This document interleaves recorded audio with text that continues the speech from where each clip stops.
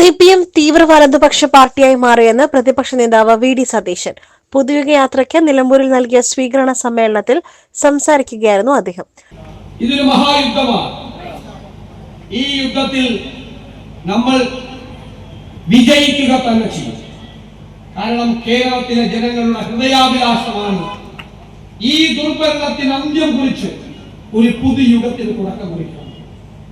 ഇവർ കേരളത്തിന്റെ സമസ്ത മേഖലകളും തകർത്തു തരിപ്പണവർ. ഒരു സമ്പദ് വ്യവസ്ഥ കേരളത്തിൽ ഉണ്ടായിരുന്നു. എവിടെ ആ സമ്പദ് വ്യവസ്ഥ അടുത്ത മാസം പിണറായി വിജയൻ, കേരളത്തിന്റെ ബഹുമാന്യനായ മുഖ്യമന്ത്രി, അധികാരത്തിനോട് സലാം പറയുമ്പോൾ നമ്മുടെ തലയിൽ, മലയാളിയുടെ തലയിൽ 6 ലക്ഷം കോടി രൂപയുടെ ബാധ്യത കെട്ടിവെച്ചിട്ടാണ് ഇറങ്ങുന്നത്. ഈ കേരളത്തിന്റെ ചരിത്രത്തിൽ ഇതുവരെ ഇല്ലാത്തവണ്ണം കടത്തിന്റെ കാണാ കയങ്ങളിലേക്ക് കേരളത്തെ ചവിട്ടിത്താഴ്ത്തിയിട്ടാണ് പോകുന്നത്.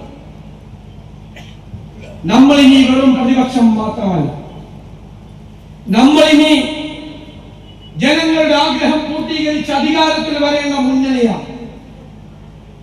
കഴിഞ്ഞ കുറെ നാളുകളായി നമ്മൾ പരിശ്രമിക്കുന്നു. എവിടെയെല്ലാമാണ് ഈ ഗവൺമെന്റ് പരാജയപ്പെട്ടത്? എവിടെയെല്ലാമാണ് ജനങ്ങളെ ഈ ഗവൺമെന്റ് ദുരിതത്തിലാക്കിയത്?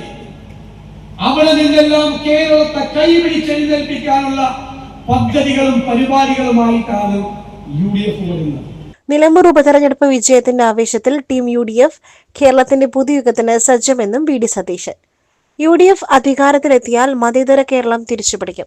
വികസനം ചർച്ചയാക്കാതെ വർഗീയത ചർച്ചയാക്കുവാനാണ് ചിലർ ശ്രമിക്കുന്നത്.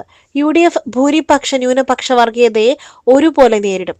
CPM അവസരത്തിനൊത്ത് ന്യൂനപക്ഷ ഭൂരിപക്ഷ പ്രീണനം നടത്തി ജനങ്ങളെ തമ്മിലടുപ്പിക്കുകയാണ്. കേരളത്തിലെ വരും തലമുറയെ LDF ഓർക്കുന്നില്ല. ഇപ്പോൾ പിന്നോട്ടു പോയ കേരളത്തെ വികസനത്തിലൂടെ UDF മുന്നോട്ടെത്തിക്കും.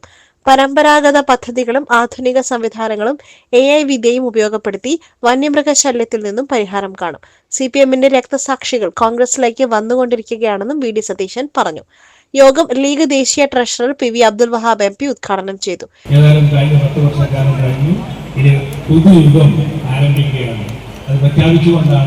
നമ്മുടെ പ്രതിപക്ഷ നേതാവ് വി.ഡി. സതീശൻ ഇവിടെ വരുന്നു. തീർച്ചയായും നമ്മൾ അധികാരത്തിൽ വേറൊന്നുള്ള കാര്യം സംശയമില്ല.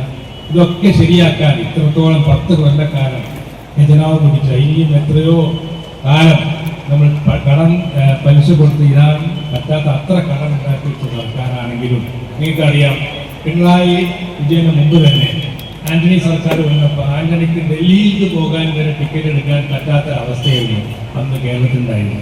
അത്രയും വലിയ കടവും 10 പൈസ ഇല്ലാതെ നമ്മുടെ നാനാർ സർക്കാർ നമ്മുടെ ഭരണം വിട്ടുകൊടുത്തു. UDF നിയോജക മണ്ഡലം ചെയർമാൻ ഇഖ്ബാൽ മുണ്ടേരി അധ്യക്ഷത വഹിച്ചു. KPCC working president AP Anilkumar MLA, KPCC general secretary Aryadan Shoukath MLA, DCC president VS Joy, P Abdul Hameed, Shanimol Usman, PT Ajay Mohan, Alipatta Jameela, NA Kareem, VA Kareem, A Gopinath എന്നിവർ സംസാരിച്ചു. SS Gold, Pure Gold. SS Group, Nilambur.